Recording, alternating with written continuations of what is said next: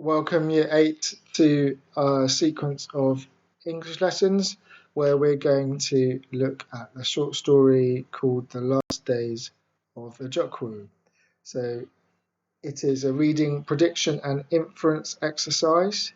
So as we're reading, we've got it broken up into installments so you can be predicting what is happening and inferring from the text, the clues and deducing things about the location, the characters, and what you can see from the story.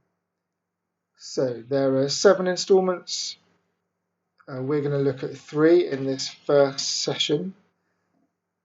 And after each installment, you have time to stop and think and do the predicting and inferring that we just talked about. So it would make sense that you pause this as soon as we've read installment 1 and looked at the questions. So I'll ask you to pause it, and then when you've put your ideas down before we read installment 2 and installment 3, then you can get your own notes ready and you can see what you thought, whether those predictions come true in the later installments. So this document will be on Show My Homework, and you can submit your notes online to show me your predictions and how interesting your ideas were if you want to. So installment 1, The Last Days of Ojukwu. The clouds charged up from the horizon and raindrops spattered in the dusty streets. Then the drops changed into streams and the dust into mud. All that night the rain fell, and the next day old Ojukwu left his home on the outskirts of the city and went out into the rice paddies. Ojukwu was only one of a stream of old men and women trudging up and over the ridge beyond which the paddy fields lay in a deep bowl in the hills. Children laughed and shouted as they ran past their mothers on the way to the planting. Ojukwu tried to remember how many seasons now the old men, the women, and the children had gone out like this to the paddies. Was it 5 years or 6? It had not always been like this. So that's the first instalment, and you should be able to see the questions if you have your own copy. Like I said, it's available on Show My Homework, and we have questions to guide you through the inferring, deducing what is happening. So there's certain things within the text that give us a clue about what part of the world this story is set in. So we have the weather, the terrain, we have the type of field, we have the activities that the people are doing. So when you were reading this, and of course even the character's name, what part of the world do you think the story is set in? And what is happening? What are the people doing?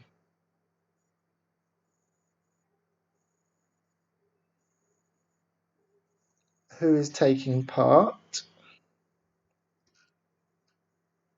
So particular parts of society, generations are mentioned. Who are they? And when you think about that, who is missing? Which people of the society are missing?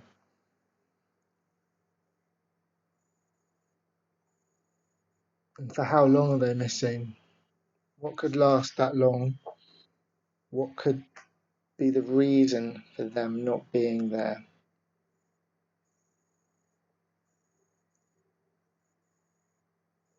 So this is probably a good time for you to pause this recording and get your answers down before you read on for instalment 2. So pause it and start it again when you're ready to see what some of your deductions and predictions and inferring whether they were correct. So, instalment 2. Before the war came and took all the young men away, it had been they, the young, who had marched singing over the ridge, eager to pack the young shoots into the soft brown mud. The old had then stayed behind, preparing the feast and carnival which would last for 4 days once the rice crop was safely planted. Ojukwu paused at the top of the hill, partly to regain his breath and rest his aching limbs, and partly to look down at the town spread flat below him in the valley floor. How big it was now, shining with glass and concrete, its streets paved and noisy with traffic. It had not always been like this. Ojukwu remembered when it had been a town built of lath and paper, more than once, in fact, for the earthquake had flattened it, and it had been rebuilt many times. But there had been no serious tremors for years.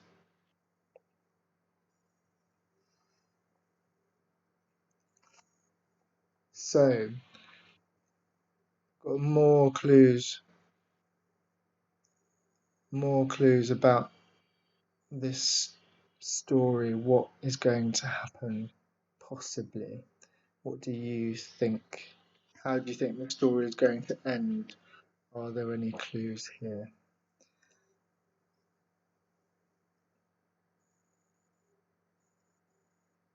So the questions: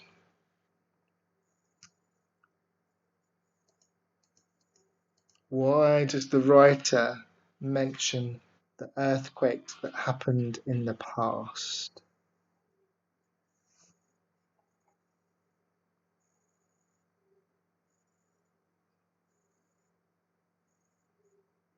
And what else does the writer make us think and feel? So what descriptions are there? Nature, of the city, of past and present. What does that make us think about? Are there any themes introduced?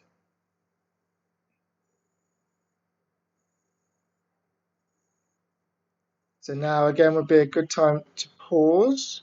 So you had some answers to your predictions possibly in instalment 1.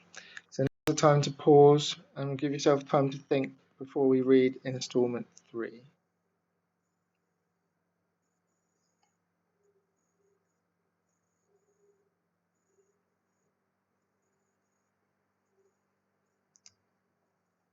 Okay, let's look at instalment 3. Even the sacred mountain beyond the town, standing white over its blue foothills, had not erupted for years, and its customary plume of smoke seemed no more threatening than that which came from the chimneys of the factories which dotted the city below. Ojukwu went on over the ridge and down to the paddy fields. He waded knee-deep in the brown mud, and worked all day with the other old men and the women and the young girls and boys. By evening, half the rice crop had been transplanted. That night it rained without stopping, and Ojukwu was glad that he had not gone back to the city, but had stayed with his old friend Tanato in his little farmhouse overlooking the rice fields. It rained all morning as they worked in the fields, but at noon the clouds departed and the sun beat down, but the tender shoots were deep and safe under the brown water in the paddies. It was a pity that the sun came out, for otherwise Ojukwu might not have resisted his friend's invitation to stay another night, and who knows, he might have lived.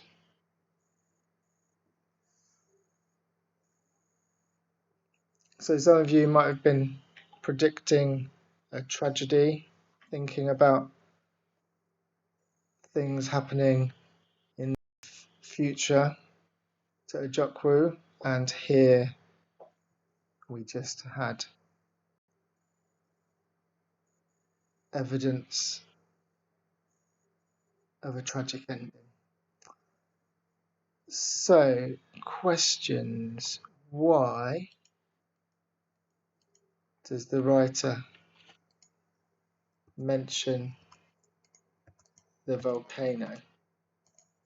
So, we talked about earthquakes before, and now we've got a volcano.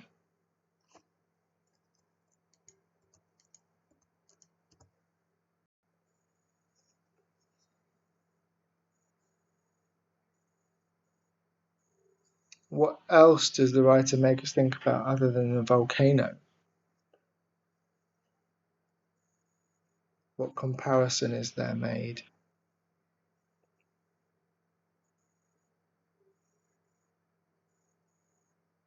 And there's a couple of things.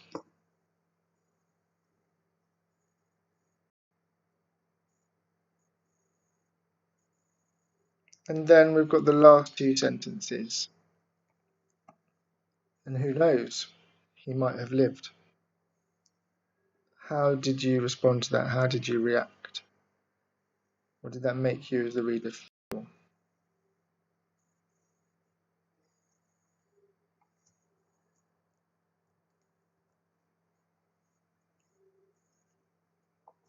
Now we've got this idea of symbolism.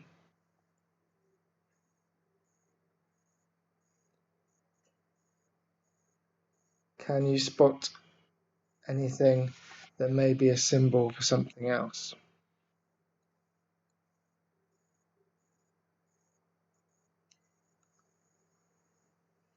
So we have ideas of nature and cities, so there might be some symbolism about how humans are treating the planet, for example. Is there anything else? Think about the colours, nature, sunshine. What could those things symbolise or represent?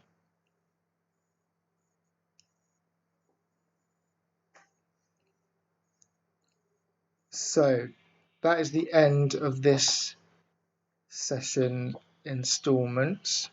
So we have 3 installments, and you should spend some time thinking, going over your ideas, thinking about how the story is going to end, answering these questions.